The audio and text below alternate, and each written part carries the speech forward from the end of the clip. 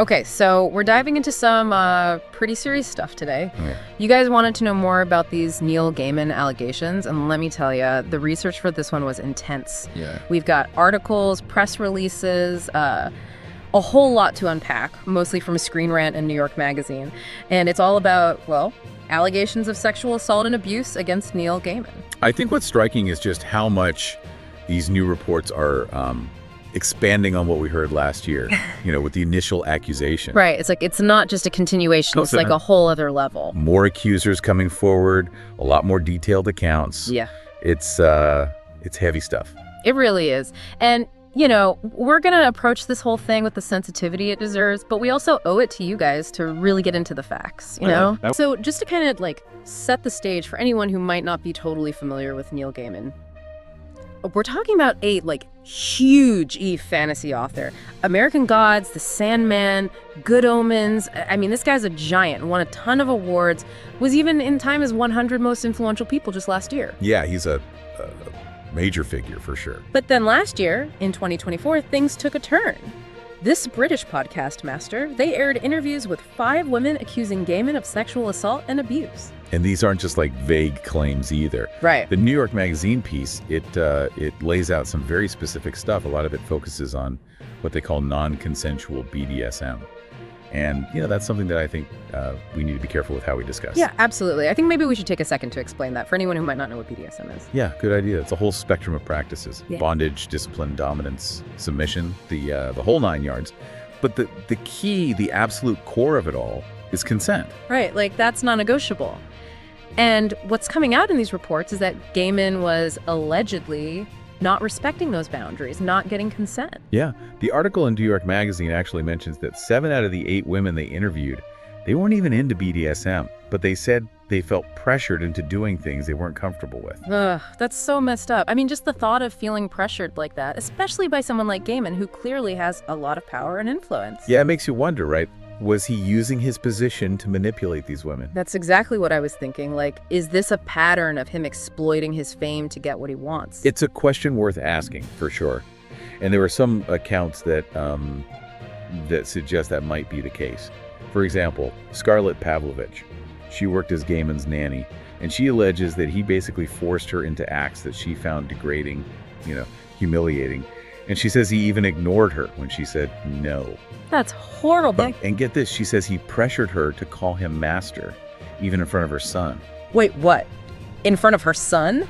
Yeah. That's just another level of messed up. I can't even imagine the impact that would have, not just on her, but on her child. And unfortunately, her story isn't unique.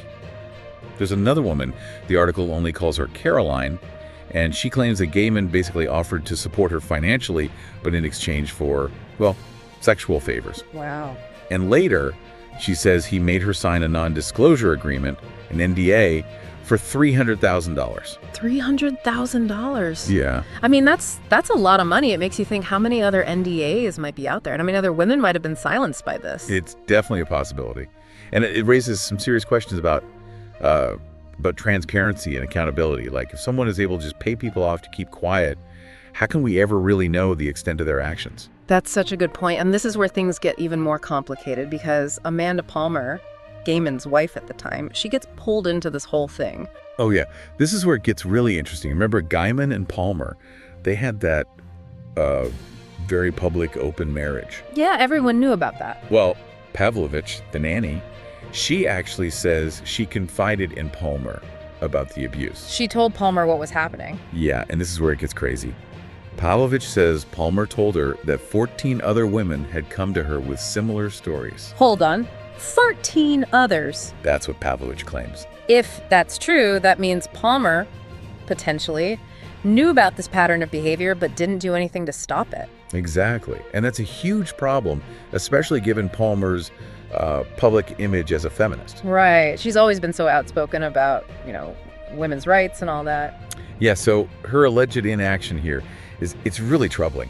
It forces us to think about how even people who are supposed to be allies can be complicit in these kinds of situations. It's almost like a betrayal, You think someone is on your side, and then it turns out they might have been protecting the abuser all along. It makes you question everything, right? Totally. One thing that really jumps out as we, dig deeper into these accounts is the psychological aspect of it Oh, all. yeah, definitely, like, beyond the physical stuff, the emotional and psychological impact of all this, the coercion, the manipulation. It's huge. Yeah, and Pavlovich's account in particular, I mean, it's just full of details that point to this pattern of manipulation that goes, way beyond just physical acts. Right.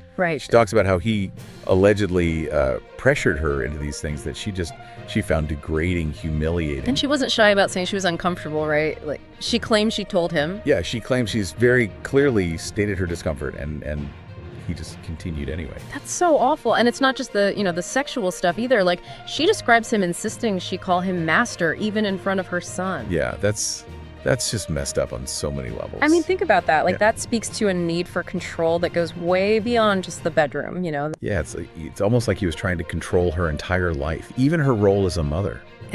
And that's what's so insidious about psychological abuse, right? Like, it can be so damaging. It really can. And we have to remember that abuse is not always physical. Right. It can be emotional, it can be verbal, it can be financial. Oh, yeah. Speaking of financial, Pavlovich claims she ended up signing an NDA and getting payments, totaling over $10,000. Wow. Yeah. So was that to keep her quiet, you think? You have to wonder, right? Like, was that hush money? And it makes you think back to Caroline, too. She got a $300,000 NDA after allegedly Gaiman pressured her into sexual favors in exchange for financial support. Right, the NDAs. That's a tricky thing. It is. Because, I mean, they can be used legitimately to protect privacy and confidentiality, but... But they can also be used to silence victims. Exactly. And that's what's so dangerous, right? Mhm. It creates this climate of fear where people are afraid to come forward. Totally, because they're worried about being sued or, financially ruined. Yeah, and it just protects the abusers. It lets them keep doing what they're doing.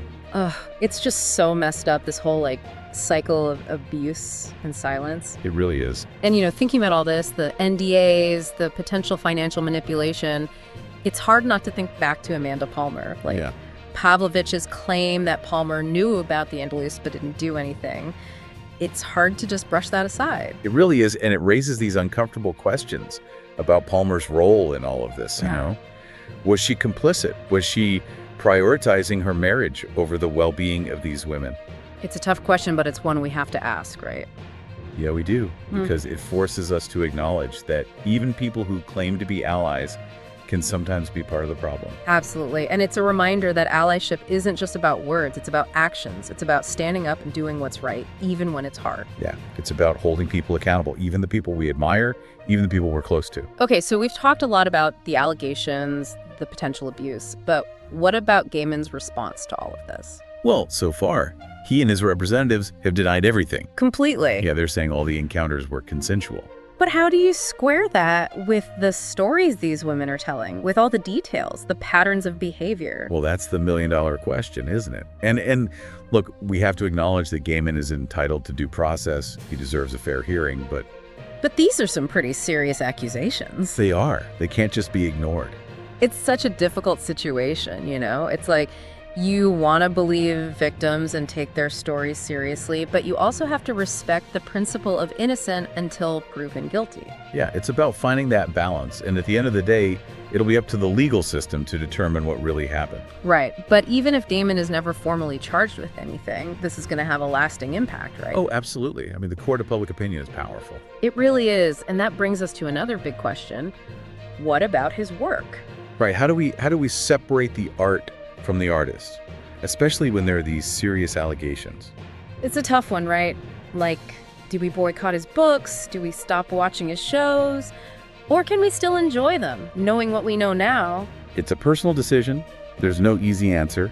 And for some people, maybe it's just impossible to separate the two. And maybe that's okay. Everyone has to decide for themselves what they're comfortable with. Yeah, but I do think it's a conversation we need to have because it forces us to confront some uncomfortable truths about the people we admire, about the stories we love. Because at the end of the day, artists are human beings, and human beings are flawed. And sometimes those flaws can manifest in really harmful ways.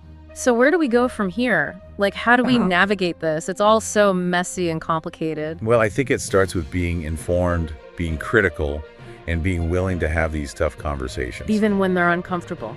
Especially when they're uncomfortable. Because that's how we learn, that's how we grow, and hopefully that's how we start to create a world where abuse is less likely to happen. So we've been, really digging into these allegations against Gaiman, and one thing that keeps coming up is this whole BDSM and consent thing. Yeah, it's definitely a key part of this whole story. And I think it's something we need to, really unpack a bit more, especially because it's such a, nuanced topic. Absolutely. And I think it's important to start by saying that BDSM itself is not, inherently abusive. Right. When it's practiced ethically, consensually, it can be a healthy, fulfilling part of people's lives, Totally. But what we're seeing in some of these allegations is that potential for BDSM to be misused, Right. Twisted into something that's about control and manipulation. Yeah, exactly. And that's why consent is so important in this context, Right. It's not just a simple yes or no. It's about ongoing communication. It's about setting clear boundaries and respecting those boundaries no matter what. So, what does healthy consent actually look like in a BDSM context? Well, it involves, open and honest dialogue about what you want, what your limits are, what your expectations are. Okay. It means having safe words, checking in with each other regularly to make sure everyone's comfortable. Got it. And this is key. It means respecting the right of anyone to say no, to revoke consent at any time, even if you've, agreed to something previously. So basically it's about creating this safe space where everyone feels empowered to speak up, Exactly. And we have to remember that consent is not a one-time thing. It's ongoing. It's fluid. And this is where power dynamics can get so tricky, right? Oh yeah, definitely. Because if there's a power imbalance, like we're seeing alleged in this Gaiman situation, it can make it really, really hard for someone to give genuine consent. Right. If you're in a less powerful position, you might feel pressured to say yes, even if you're not really comfortable. Yeah, absolutely. Because you might be afraid of what will happen if you say no. So that means if someone is in a position of power, whether it's because of fame, money, whatever, they have to be extra careful about consent, right? Absolutely. They have a responsibility to make sure that consent is clear, enthusiastic, and freely given. And that goes for any situation, not just BDSM. Right. So thinking back on these Gaiman allegations, it does seem like there's a pattern of behavior that's, concerning, to say the least. Yeah, there are multiple accounts of him allegedly pressuring women into doing things they weren't comfortable with, ignoring their protests, using his status to coerce them. And those are all huge red flags. It's huge red flags, yeah. I mean, ignoring someone's no, pushing them beyond their limits, that's a violation of consent, plain and simple. And it's a reminder that abuse isn't always obvious, It can be subtle, it can be manipulative. Yeah, it can be this, slow erosion of someone's boundaries, and that's what makes it so dangerous. It really is. So, what can we do? How do we create a culture where this kind of stuff doesn't happen? Well, I think it starts with education, with talking about consent, with believing survivors when they come forward. And it's about holding people accountable, even if they're famous, even if they're powerful. Yeah, accountability is crucial. It's the only way we can start to break these cycles of abuse. It's heavy stuff, This whole situation, it's a lot to process. It is. And I keep thinking about Gaiman's work. He's written these amazing stories that have touched so many people. Right. But how do we reconcile that with these allegations? It's the age-old question, isn't it? Separating the art from the artist. Yeah, can we still enjoy his books, knowing what we know now? I think it's a personal decision, and there's no easy answer. Right. Some people might be able to compartmentalize, to separate the work from the creator. Yeah, but for others, it might be impossible. And that's okay, too. Because ultimately, it's about what you're comfortable with, what feels right for you. Exactly. And I think it's important to have compassion for people who are struggling with this, who are trying to figure out how to reconcile their love for the art with the harm that the artist may have caused. Because at the end of the day, we're all human, and we're all capable of both great things and terrible things. And sometimes those things coexist in the same person, and that's a hard truth to grapple with. It really is. Well, this has been a lot to unpack, to say the least. It has. But these are important conversations to have, and we appreciate you guys joining us for this deep dive. Yeah, thanks for listening. We'll keep digging into these tough topics and bringing you the information you need to, navigate the world and make sense of it all. And hopefully make it a little bit better along the way. Exactly. So until next time, keep learning, keep questioning, and keep fighting for a better world.